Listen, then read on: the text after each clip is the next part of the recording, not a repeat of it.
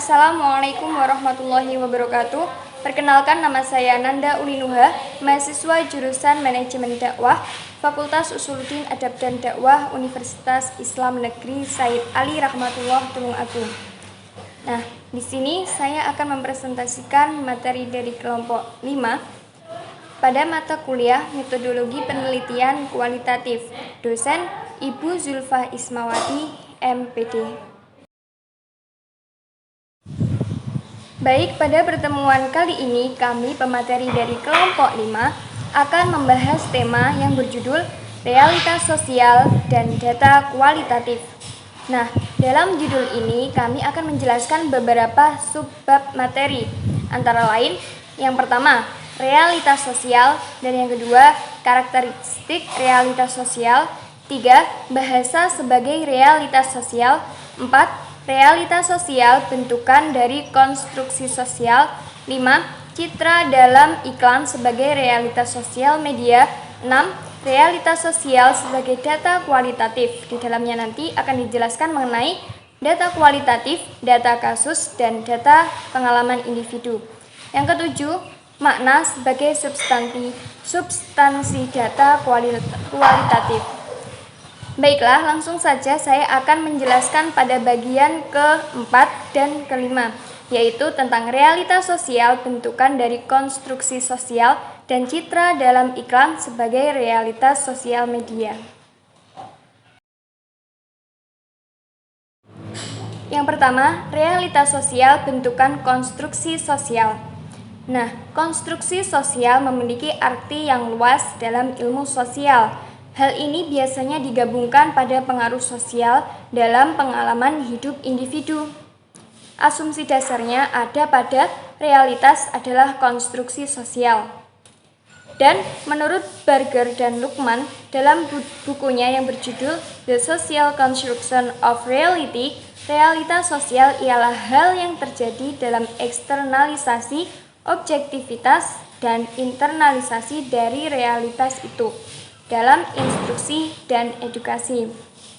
Nah, dalam penjelasan ontologi paradigma konstruktivitas, realitas merupakan konstruksi sosial bersifat nisbi. Yang artinya seperti apa? Yang berlaku konteks spesifik yang dinilai relevan oleh pelaku sosial. Konstruksi sosial adalah sebuah pernyataan keyakinan dan juga sebuah sudut pandang bahwa kandungan dari kesadaran dan cara berhubungan dengan orang lain itu diajarkan oleh agama dan masyarakat. Masyarakat dalam pandangan Peter L. Berger adalah akumulasi pengalaman individu. Pengalaman teori Berger ternyata tidak sebatas bagi analisis masyarakat secara makro dan serta pranata sosial yang besar, tetapi juga terhadap analisis kelompok kecil. Agama sebagai sudut pranata sosial tunduk pada proses yang juga dialami oleh pranata lainnya.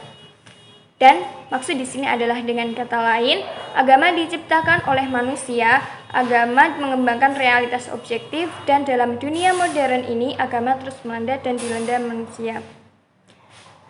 Namun, pada kenyataannya, konstruksi sosial adalah realitas yang berlangsung lamban dan membutuhkan waktu yang sangat lama.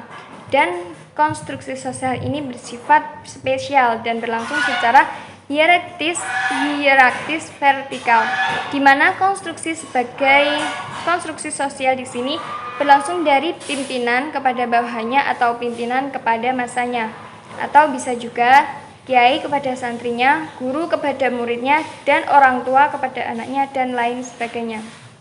Nah, di sini ada beberapa persoalan. Di antara persoalan tersebut adalah bahwa dalam kehidupan beragama, ini kita ambil contoh dalam kehidupan beragama ya. Seseorang melaksanakan ibadah misalnya karena yakin akan terhindar dari hukuman. Agama di sini membuat suatu rasionalitas bahwa setelah meninggal nanti orang tersebut akan mendapatkan balasan sesuai apa yang telah mereka kerjakan. Yakni apa? Yakni berupa pahala apabila ia berbuat baik dan berupa dosa apabila dia melakukan kesalahan.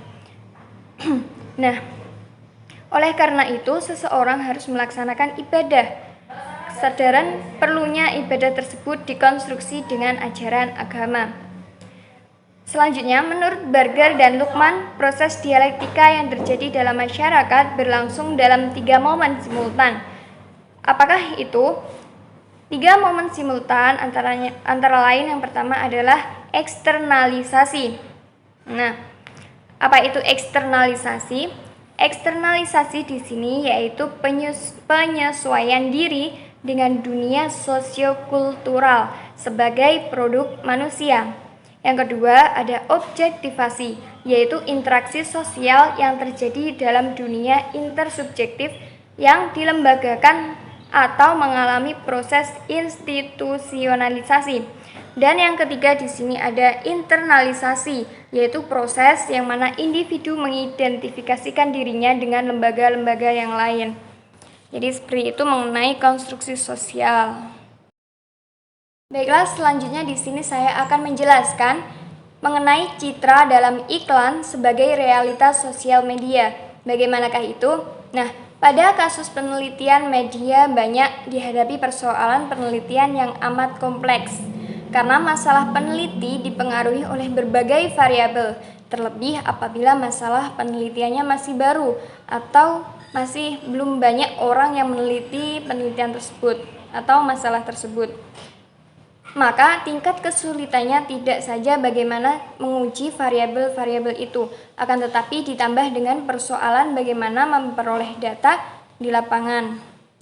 Jadi, apabila pada penelitian yang terjadi di masyarakat pada umumnya, peneliti berupaya mengungkapkan kebenaran informan, namun di dalam penelitian yang berhubungan dengan media massa, kebenaran itu tidak dipengaruhi oleh bias informan saja, akan tetapi juga sangat dipengaruhi oleh bias media massa sebagai media transformasi berita. Terlebih lagi, karena media saat ini menjadi salah satu alat konstruksi sosial yang sangat rumit untuk dibicarakan. Nah, pada penelitian tentang periklanan misalnya, kita ambil contoh tentang iklan. Misalnya terutama apabila hendak mencari bagaimana bentuk konstruksi sosial media massa terhadap produk tertentu, maka akan sangat menghadapi kendala apabila persoalan penelitian tersebut hanya melihat periklanan dari satu sisi saja. Karena kalau iklan distigma sebagai satu-satunya cara orang memilih sebuah produk, hal itu tentu menyesatkan karena ada banyak variabel yang menggiring seseorang untuk membeli produk tersebut. Begitu pula masih terlalu baru persoalan periklanan ini dikaji sebagai studi kualitatif sehingga nyaris tidak ada petunjuk sebelumnya ketika akan merancang sebuah strategi pengumpulan data. Nah, dikutip dari buku yang saya baca, Buff menjelaskan proses komunikasi periklanan terdiri dari sumber munculnya ide iklan, media, dan audiensi. Berdasarkan gambaran tersebut, maka peneliti menentukan lingkup atau latar penelitian, sebagaimana juga yang dimaksudkan dalam masalah dan tujuan penelitian ini adalah yang pertama, pemesanan iklan atau perusahaan. Yang kedua, biro iklan, yaitu tim pencipta iklan televisi. Terutama di sini ada copywriter dan visualizer. Yang ketiga ada televisi dan keempat adalah pemirsa. Dari keempat lingkup penelitian tersebut, yang menjadi objek penelitian adalah iklan televisi. Jadi iklan televisi di sini itu adalah menjadi objek dari penelitian tersebut. Sedangkan subjek penelitian adalah pemirsa televisi. Nah, lalu komponen yang lain seperti apa? Seperti perusahaan pemesanan iklan, biro iklan, dan sebagainya, itu menjadi informan penelitian. Nah, lingkup penelitian tersebut menunjukkan konsep masyarakat kapitalistik yang menjadi objek kajian disertasi ini. Masyarakat kapitalistik yang dimaksud adalah hubungan produksi antara kapitalitas, biro iklan, televisi, dan masyarakat. Jadi seperti itu. Baiklah, mungkin cukup sekian pemaparan yang dapat saya sampaikan dalam presentasi kali ini. Untuk bagian subbab yang lain akan dipresentasikan oleh rekan-rekan saya dari kelompok 5, antara lain Mbak Putri Syifa Fauzia dan Mbak Azkia Lubah Salsabila. Semoga penjelasan yang saya paparkan tadi bermanfaat dan memudahkan Anda dalam memahami bab tersebut. Bila ada kurang lebihnya saya mohon maaf. Sekian, wassalamualaikum warahmatullahi wabarakatuh.